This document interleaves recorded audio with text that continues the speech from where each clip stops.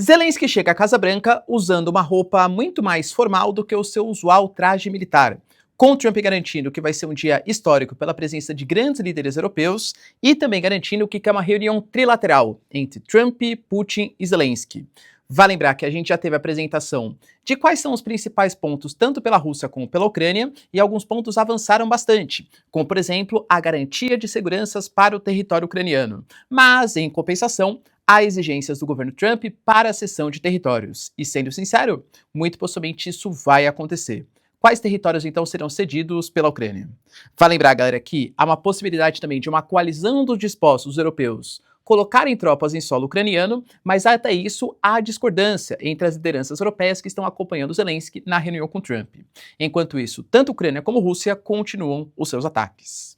Falar um pouquinho também, galera, sobre a importante ligação entre Putin e Lula para garantir uma aproximação dos BRICS e também o Brasil como possível mediador do acordo de paz entre Rússia e Ucrânia. Será que de fato vai acontecer? Enquanto o Alexandre de Moraes, ministro do STF, dá uma entrevista ao Washington Post, garantindo que não vai recuar um milímetro das suas ações contra o ex-presidente Bolsonaro, inclusive com prejuízos e sanções contra o governo brasileiro. Vale lembrar que a gente teve algumas alterações na própria legislação que podem fazer com que os bancos brasileiros sofram bastante. Enquanto isso, o Brasil anuncia uma resposta aos Estados Unidos em relação à investigação que o Brasil está sofrendo na seção comercial que os americanos encaixam o território brasileiro, alegando que é uma deslealdade comercial, vamos entender exatamente o que está rolando, enquanto a Bolívia tem o resultado das eleições eleitorais com uma derrota vexatória do partido que está no comando, mas com pouco mais de 3% dos votos. Entender exatamente o que está rolando na Bolívia, enquanto o Hamas anuncia que aceita o cessar-fogo, e talvez estejamos um pouco mais próximos da paz na Palestina. Se vocês querem entender um pouco mais sobre esses assuntos, e muito mais também sobre geografia, geopolítica, atualidades, política, polêmicas, enfim, tudo para você se manter sempre bem atualizado, já se inscreve no canal, deixa seu like, compartilha esse vídeo, que eu, o professor Ricardo, conto muito com a sua ajuda. Belezinha? Pessoal, recado rapidinho da nossa parceiraça do canal. Galera, presta atenção que eu tenho uma dica sensacional para você. Se você está procurando ficar mais bonitão, bem arrumado, de maneira simples e prática, tem uma dica sensacional que são as roupas da Insider, as melhores e mais tecnológicas roupas do Brasil. E olha que eu posso falar com grande propriedade, porque eu já usava a marca mesmo antes de fechar a parceria. Então, por exemplo, eu tenho praticamente, galera, meia, cuecas, camisetas, por exemplo, tech t-shirt, acho que eu tenho de todas as cores, uma nova paixão minha, que são as core t-shirt, que tem uma gramatura um pouco mais grossa, é um tecido um pouco mais encorpado, e caso você tenha uma vergonha ali de algumas curvinhas, um pouco mais indesejadas, ela molda ali perfeitamente no seu corpo. Ou então o modelo Hayley, que é esse aqui que eu estou utilizando, que eu diria que ele fica entre o mais casual, mas não exatamente muito formal. Perfeito para algumas ocasiões, né? Cara, de verdade, ó, tem acesso às roupas da Insider com o meu cupom Prof. Ricardo, você tem, além de todos os benefícios de ter uma roupa mais tecnológica do Brasil, um descontaço exclusivo promovido aqui, ó, pela nossa queridíssima parceira do canal. Então, link na descrição, cupom Prof. Ricardo, e tem acesso às melhores e mais tecnológicas roupas do Brasil. Bom, galera, então bora lá pro vídeo, ó. Como eu trouxe para vocês na introdução, de fato, o Zelensky e vários outros líderes europeus, eles chegaram à Casa Branca, chegaram em direção aos Estados Unidos, para fazer as negociações com o presidente Trump. A reunião, né, enquanto eu gravo para vocês, ela está acontecendo e ela foi dividida em alguns momentos. Primeiro, a gente já teve uma reunião do Zelensky com o Keith Kellogg, que é um dos responsáveis pelas negociações, pela paz e tal. E geralmente era visto muito mais pela Ucrânia como um cara pró-Ucrânia do que exatamente pela Rússia. A Rússia gostava mais de negociar com Steve Witkoff e o Keith Kellogg muito mais com os ucranianos. E depois outras lideranças foram chegando. A Giorgia Meloni, o Macron, a gente teve o próprio Mark Rutte, por exemplo, o Friedrich Merz, a Giorgia Meloni, né, que eu já comentei com vocês. Várias lideranças europeias chegando para a cúpula de discussão. O grande medo é que talvez acontecesse com o Zelensky dessa vez o que aconteceu, por exemplo, na primeira reunião, em que ele esteve numa Casa Branca praticamente ali encalado com uma língua que ele não é a sua língua natal, né? Ele não fala, claro que ele sabe falar inglês, mas não tão bem quanto os jornalistas e o próprio presidente dos Estados Unidos. E ele foi coagido ali a tomar algumas decisões, a fazer, ele começou a bater boca ali com o J.D. Vance, com o Trump e tudo tal. E eu diria que não foi uma reunião nada agradável. Dessa vez, para evitar isso, eu diria que ele chamou alguns dos seus parceiros mais importantes, lideranças europeias, até para reforçar, mostrar que a Ucrânia não estaria sozinha e também está com outras lideranças ali europeias. Primeiro marco, galera, que eu acho que é bem significativo, parece uma questão besta, né? Mas não é. Que é a vestimenta que o Zelensky utilizou. A gente sabe que o Zelensky ele deixou bem claro que ele não utilizaria roupas formais no nível, por exemplo, de gravata, paletó, terno, tudo tal, alegando que enquanto a Ucrânia está numa situação de guerra, ele não pode se dar o privilégio de se comportar como um chefe de Estado, entre aspas, comum. Por isso que era muito comum ele vestir aquelas vestimentas militares, até para ter um caráter um pouco mais simbólico de que estamos em guerra, sou um presidente mais popular, estou sofrendo na guerra com vocês, tudo tal. Só que ele foi alvo de grandes críticas e até uma certa pressão do governo americano, alegando que talvez não seria de bom tom, numa visita diplomática na Casa Branca, não usar uma roupa social, né? Pois bem, galera, eu diria que agora ele ficou no meio do caminho. Por quê? Porque ele usou uma jaqueta e uma blusa social preta, tá certo que não era, né, terno e gravata, mas mesmo assim demonstra talvez algum tipo de...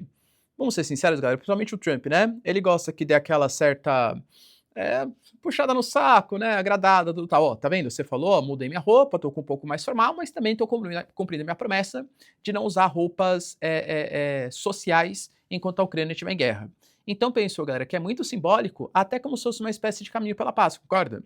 Trajes militares, estamos em guerra, um traje quase formal, estamos em período de negociação, espero que uma paz seja atingida para que ele possa usar finalmente, né, os trajes formais que ele tanto deseja aí para ser, de fato, né, um chefe aí, como os outros, né, que participam de reuniões multilaterais ou bilaterais, usando as suas roupas formais. Dentro dessa premissa, a gente teve o Trump previamente garantindo que vai ser um grande dia, já que ele nunca teve tantos líderes europeus participando de uma reunião à Casa Branca, e de fato é verdade, né? Então a gente fala de uma série de lideranças e os Estados Unidos sendo o anfitrião desse processo. Isso mostra um protagonismo bem grande dos Estados Unidos, é fato. E ele também garantiu que há uma chance razoável de que a negociação avance e que, se tudo funcionar bem como ele pensa que pode acontecer, teremos sim uma reunião trilateral, ou seja, entre Putin, Zelensky e Trump. Ele deixou bem claro que depois da reunião com o Zelensky e com as lideranças europeias que está acontecendo enquanto eu gravo para vocês, tivemos mais novidades. Faço aquela remendada, né, que a gente costuma fazer. Ele falou que ele vai telefonar para o Putin, passar quais foram as suas sensações, mas que muito possivelmente uma reunião trilateral pode acontecer no futuro próximo em caminho pela paz.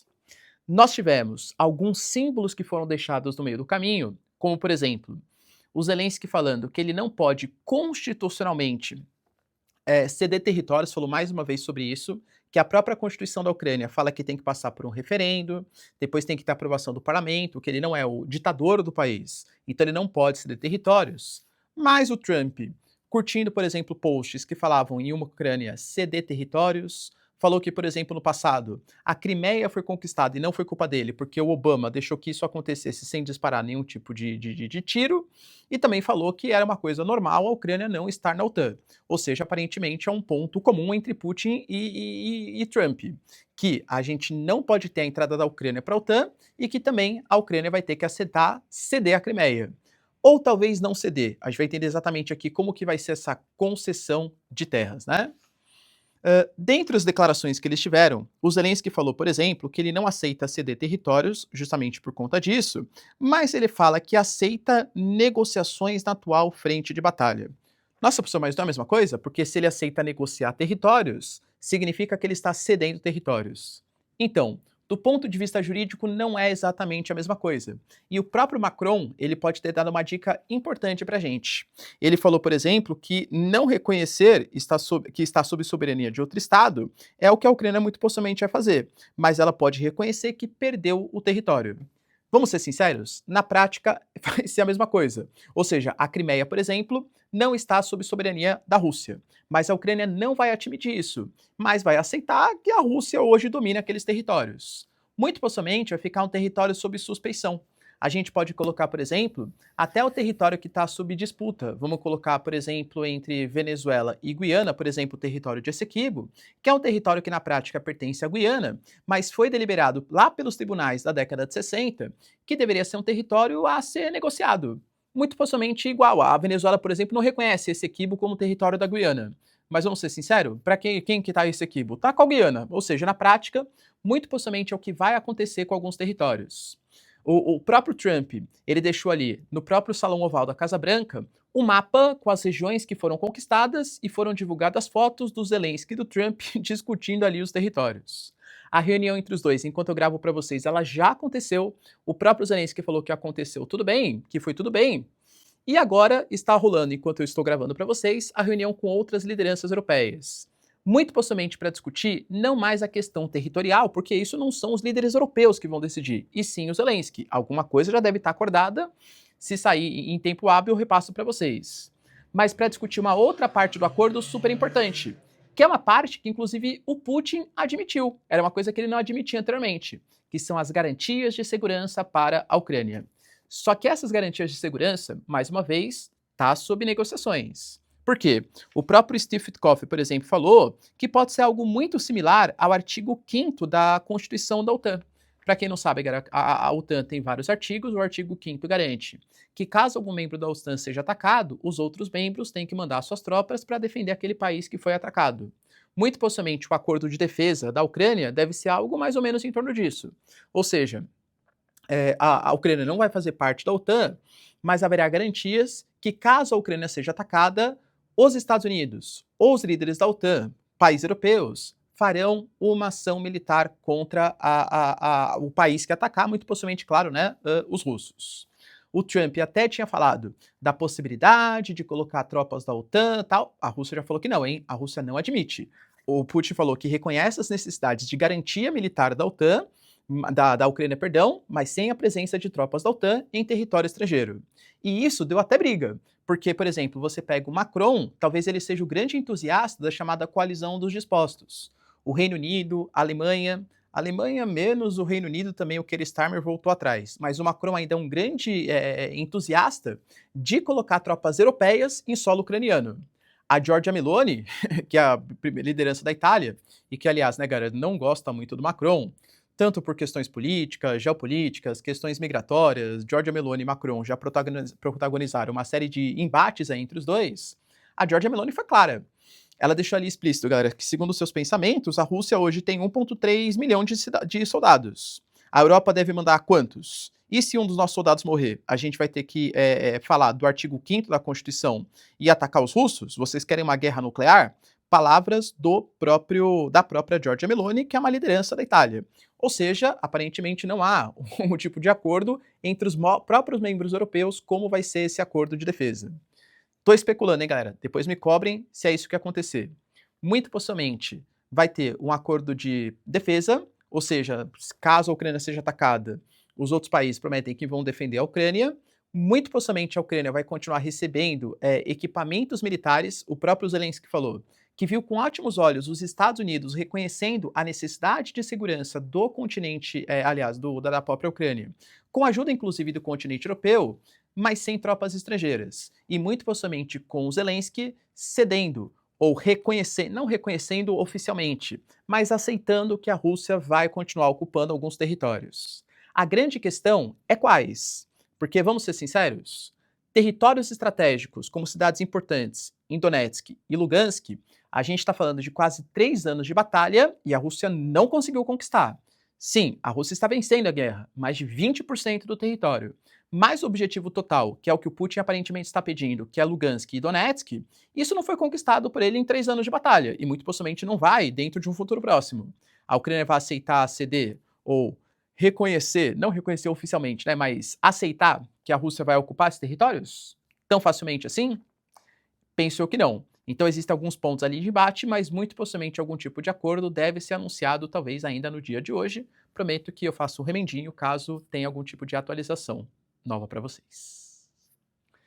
Se os países estão tentando fazer algum tipo de acordo, por outro lado, temos algumas dificuldades porque os ataques eles continuam. Por exemplo, a Ucrânia continua realizando ataques contra infraestruturas russas. Tivemos um ataque, por exemplo, contra um oleoduto, que inclusive conecta a Rússia à Hungria. A Hungria está pé da vida com isso, reclamando, alegando, né, que a Ucrânia, em meio às negociações, deveria tentar promover algum tipo de situação de paz e não atacar um gasoduto que abastece a Hungria, e lembrando que isso pode prejudicar até mesmo os próprios ucranianos. Porque quando a gente fala hoje da Ucrânia, é um país que precisa da importação de energia. E olha que paradoxo, né? Porque 40% da energia que a Ucrânia importa vem dos húngaros. Então, se a Hungria não consegue gerar energia porque o gasoduto, o oleoduto foi atacado, naturalmente gera-se menos energia, muito possivelmente vai exportar menos energia para os ucranianos. podemos ter problemas aí, né, em relação à energia disposta para a Ucrânia.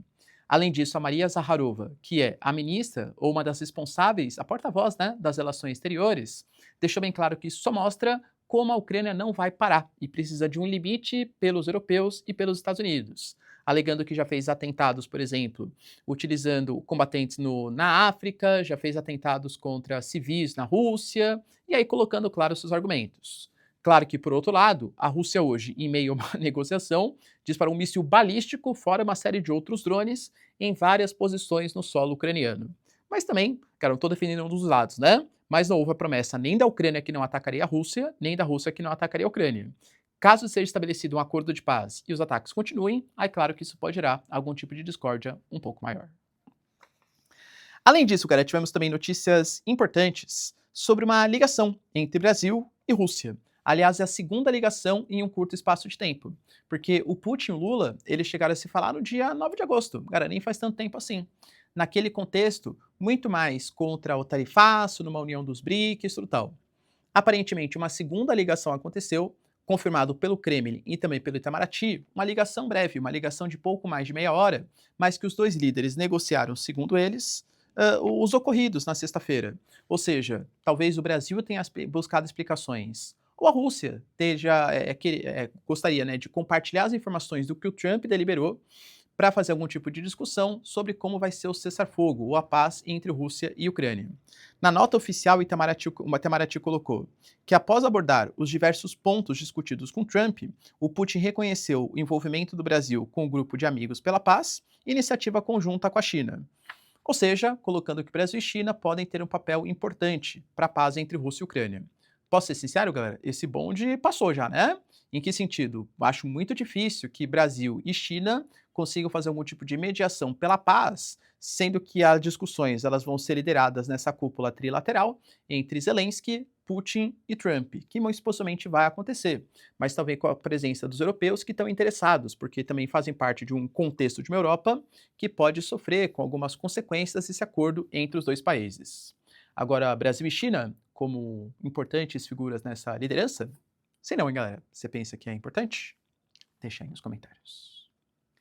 Tivemos também, galera, uma notícia importante de Alexandre de Moraes, ministro do STF, que recentemente foi sancionado pela lei Magnitsky e que torna ele um pária econômico internacional, que não pode ter relações com bancos que tenham relações com os Estados Unidos, não pode utilizar sistemas de pagamento como, por exemplo, Visa, Mastercard, etc.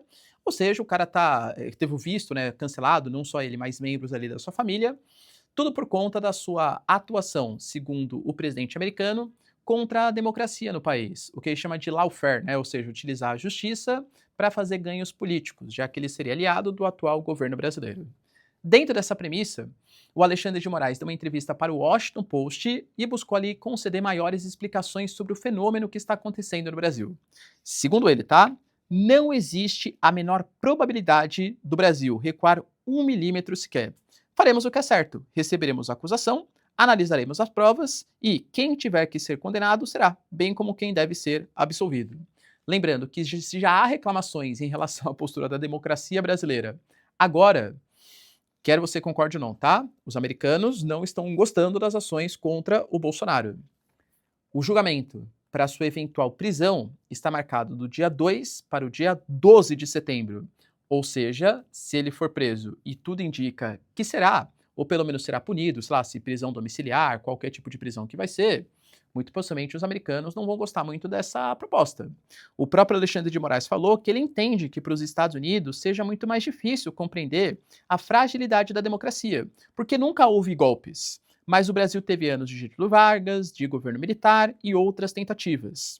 Ele alega que o Brasil foi formando anticorpos e desenvolveu vacinas preventivas, que talvez os americanos não entendam, mas que é importante para salvar a democracia no Brasil. Ou seja, ele falou que não é uma coisa agradável, claro, ser abordado ali, né, pela lei Magnitsky, mas que o Brasil não vai mudar o seu comportamento. Inclusive, ele mostrou que ele defende o que o governo brasileiro vem fazendo nesse momento, que é tentar negociar parcerias comerciais, mas que interferência na soberania do judiciário dos 3 governos do Brasil, isso não pode acontecer, mas que o Brasil está pronto para prestar os devidos esclarecimentos, já que é um país democrático. E aí, pessoal, você concorda com a postura do ministro Alexandre de Moraes? Lembrando que, por que eu falo para vocês que os bancos brasileiros podem estar em risco? Porque nós tivemos uma legislação que aponta que os bancos brasileiros, eles não podem punir pessoas por legislações que não sejam brasileiras. Ou seja, como eu trouxe para vocês, a Lei Magnitsky, ele transforma o indivíduo num páreo internacional. E, pelas deliberações da Lei Magnitsky, qualquer banco que tenha relação com os Estados Unidos deve também punir aquele que está sendo punido pela Lei Magnitsky. Qualquer banco brasileiro desses grandes, Bradesco, Itaú, Santander, Banco do Brasil, cara, tem relações econômicas com os Estados Unidos. Teoricamente, se os americanos pressionarem pela Lei Magnitsky, deveria punir também o banco brasileiro, sob pena de ter que pagar multa nos Estados Unidos ou até parar de fazer essas operações internacionais. E aí vocês entendem que os bancos são colocados contra a parede agora? Porque se pela lei brasileira só pode punir pela lei brasileira, mas os Estados Unidos ele pode aplicar sanções ou até mesmo cancelar acordos com bancos que não cumpram a legislação americana, você é o CEO do Bradesco, o que você faz? Obedece a legislação brasileira ou a lei Magnitsky? Isso pode trazer complicações para o sistema financeiro do Brasil. Se o caminho, então, é negociar aspectos econômicos, o Brasil vem tentando responder a essas medidas. Lembrando que os Estados Unidos, depois que aplicou as tarifas de 50%, também começou a alegar questões comerciais e está colocando o Brasil na investigação da seção 301, alegando que o Brasil está indo contra algumas deliberações importantes, atuando de maneira desleal em relação ao comércio americano. E eles apontaram algumas questões. A questão do PIX, por exemplo, que é o sistema de pagamento, né, do Brasil, o pagamento instantâneo aí, feito pela mediação do nosso governo federal, que os americanos alegam que isso é antiético, porque é um sistema de captação de dados pelo governo. Galera, convenhamos, tá? Não acho que os americanos estejam muito preocupados com a privacidade da população brasileira. Acho que é muito mais porque isso pode ir contra sistemas de pagamentos, como, por exemplo, o cartão de crédito, o Google Pay, sei lá, né, os Pay aí que existem na vida, que são empresas americanas. E lembrando que o Brasil deve até expandir essa proposta. Há uma ideia de fazer um conjunto, uma parceria com o sistema de pagamentos até mesmo da Índia. Os americanos não curtem essa ideia. Vale lembrar, galera, que eles falam também de tarifas injustas e usam o etanol como exemplo. Aí o Brasil, que mandou uma carta hoje para o Trump explicando, coloca aqui nos últimos 15 anos, o Brasil teve déficit comercial de 400 bilhões, que o Brasil adota tarifas acima de 12% em relação aos outros países, mas com os Estados Unidos é só, entre aspas, de 2,7%, sendo que quase 40% dos produtos nem taxados são para entrar no mercado brasileiro, coloca que o Brasil tem uma relação deficitária. Então, do ponto de vista comercial, não é o motivo que deveria ser usado para taxar ou fazer sanções contra o governo brasileiro. Alega, por exemplo, galera, questões de corrupção, isso está, né, na seção 301, e também fala das questões de propriedade intelectual. Até houve protestos na 25 de março, na Galeria Pagé, na Feirinha da Madrugada, porque os Estados Unidos falam que, poxa, sei lá, tem o produto da Nike, que é uma empresa americana. Aí vai lá e fazem o Mike, né? Mas faz uma falsificação. Pô, isso vai indo contra a propriedade intelectual de empresas americanas e que o Brasil nunca atuou para atuar contra, nunca fez força, né, para atuar contra essa pirataria em solo brasileiro. Será, galera, que essas devidas explicações vão ajudar o Brasil a amenizar as tensões com os Estados Unidos? Eu particularmente acho que não, que os americanos compraram a briga e que vão até o final com essa disputa com o Alexandre de Moraes, hein, galera? O que você acha? Para finalizar, pessoal, tivemos também as eleições na Bolívia, que como eu trouxe para vocês que ia acontecer, mas também era meio que favas contadas, não sou um grande gênio da geopolítica, né, por isso. O MAS, que é o partido de esquerda que comanda a Bolívia, desde 2006, com a eleição do Evo Morales, perdeu a eleição. Nem o Luiz Arce concorreu, nem o Evo Morales, mas o candidato governista teve pouco mais de 3% dos votos. Os principais candidatos foram Rodrigo Paz Pereira, que é o senador ali pela Bolívia, e o Jorge Quiroga. Ou seja, eu diria que é um cara mais centrista contra um mais conservador. De qualquer jeito, os dois prometem políticas de privatizações, políticas de abertura econômica. O governo boliviano, ele contou muito com o processo de estatização do gás, do estanho, do lítio, se bem que o lítio, Luiz Arce, recentemente, está fazendo uma espécie de parceria público-privada com o Estado boliviano e algumas empresas russas e chinesas, principalmente, né, do ouro branco boliviano. Mas a Bolívia contou muito com os recursos vindos da estatização do gás natural e com a exportação. Só que nos últimos anos, pelas sanções econômicas, pela falta de dólares, pela falta de transparência, segurança jurídica e abertura econômica, eu diria que a Bolívia deixou de receber investimentos estrangeiros e, ao mesmo tempo, os países como Brasil e Argentina, que eram grandes importadores do gás boliviano, deixaram de importar todo esse gás. Por exemplo, o Brasil. O Brasil, nos anos 2000, dependia quase de 50% do gás que a gente utilizava de gás boliviano. Hoje em dia, esse número caiu para 20%, porque o Brasil utiliza, por exemplo, importação de GNL. O Brasil, por exemplo, tem gás que é explorado na região do nosso pré-sal, por exemplo, que passou a ser mais produzido. A Argentina, por exemplo, utiliza o gás de Chito das suas reservas ali em Vaca Muerta, ou seja, grande parte dos recursos que vinham da exportação de recursos naturais não estão vindo mais. Precisava se contar com capital estrangeiro, que também não tem confiança em investir num país que tem uma atuação tão forte do Estado na economia. A Bolívia queimou as suas reservas de dólar nos últimos anos. Ou seja, hoje um país que não está dolarizado e depende muito da importação de tecnologia estrangeira, tem déficits consecutivos econômicos. Por isso, a população viu a abertura econômica talvez como a melhor solução. Fora que o MAS também teve uma briga histórica ali, né? Entre o Evo Morales e o Luiz Arce, para saber quem seria de fato o representante da esquerda. Convenhamos que nenhum dos dois. O MAS, ele, como eu falei, teve pouco mais de 3%, e o principal candidato da esquerda, que é o presidente do Senado, teve ali 8%, não foi nem o MAS a principal candidatura da esquerda. Ou seja, a Bolívia vai ter uma mudança bem sensível em relação à sua economia. E para finalizar, pessoal, notícias importantes também do Hamas, que aceitou uma proposta de cessar-fogo, uma negociação. Só que talvez seja tarde demais. A gente teve a mediação do Catar e do Egito, que sempre tentam mediar essas situações junto ao governo ou junto aos representantes do Hamas. Nessas negociações, ficou deliberado, cara, que um cessar-fogo seria estabelecido, com o Israel dando ali, ou aliás, o Hamas dando metade dos reféns que hoje estão sob seus domínios para Israel, e em troca, Israel mandaria prisioneiros de volta para a Palestina e também suspenderia as ações na faixa de Gaza durante 60 dias. Por que o Hamas ele alega que essa era uma proposta factível? Porque é muito similar à proposta que o Steve Witkoff apresentou para o Hamas há cerca de 2, 3 semanas. Professor, e o Hamas não aceitou? Não, por quê? Porque essa proposta não fala em final da guerra. E aí, como não falava em final da guerra, naturalmente o Hamas, que fala que não tem que ter só um cessar-fogo, mas também algum caminho para que Israel retire suas tropas da faixa de Gaza, não aceitou. Só que eu diria que como agora Israel planeja fazer ações militares, tomando a cidade de Gaza, deslocando palestinos, construindo as cidades humanitárias que eles tanto falam, o Hamas hoje voltou atrás e falou, tá, beleza, essa proposta é melhor do que Israel fazendo operações militares. Só que a questão é que, muito possivelmente, mesmo sendo uma proposta muito similar à que Israel aceitou no passado, eu diria que o bonde, entre aspas, passou, e talvez Israel hoje tenha o seu principal objetivo, que seria, de fato, fazer as operações militares.